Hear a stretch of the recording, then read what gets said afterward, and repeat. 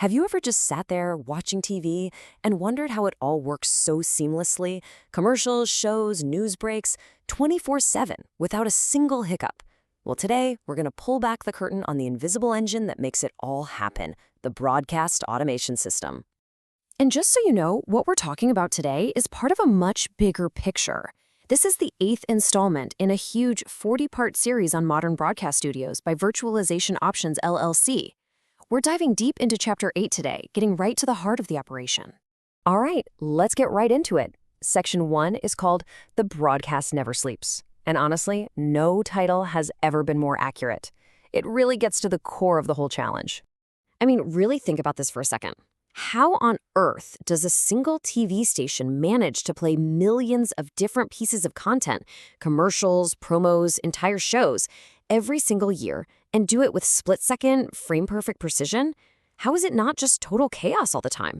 The truth is, running a channel 24/7, 365 without a single visible error is a monumental task.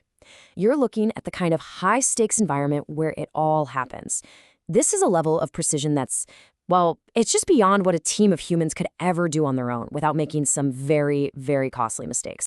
So that brings us to the brilliant solution that tames all that potential chaos. Let's move on to Section 2 and properly meet the unsung hero of the entire facility, the automation system.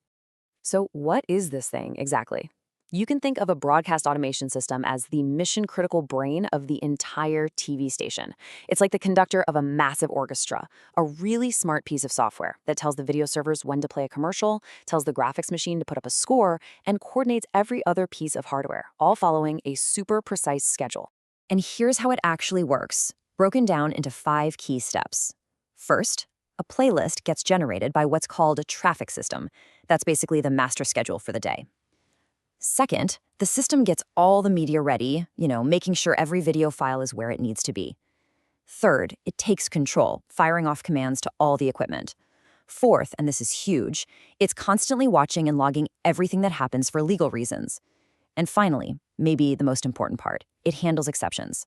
If a video server suddenly dies, the automation system is what instantly and automatically switches to the backup. So what's actually running all this magic? You might be surprised. It's not some weird, mysterious black box. It's actually running on pretty standard IT server hardware, kind of like what you see in this rack here. The big difference? This gear is pushed to the absolute, razor's edge of performance and reliability. Okay, so how does this one system talk to so many different pieces of equipment, some of which could be brand new and some decades old? Well, it speaks a whole bunch of different languages or protocols. You've got these old school standards like VDCP and serial control for older gear, and even super simple GPI triggers, which are basically just fancy on-off switches. But more and more, things are moving to modern REST APIs, the same kind of tech that powers the websites and apps you use every day. The source material we're drawing from puts it so perfectly, I just have to read it. Broadcasters cannot tolerate downtime. It's that simple. This isn't your laptop freezing for a minute. For a TV station, every single second of dead air is lost money, and maybe worse, lost trust with their audience. And that right there leads to a completely different way of thinking. In your typical corporate IT world, if a server crashes and you get it back online in a few minutes, hey, that's pretty good. But in broadcast, no way. The failover to a backup system has to be completely instantaneous and totally invisible to you, the viewer at home. The backup is always running hot and ready, waiting to take over in a millisecond. Now, if you're an IT pro, this might all sound a little terrifying, but it's actually a huge opportunity. So for our third and final section, let's talk about how your existing IT skills get reimagined for this incredibly high-stakes world.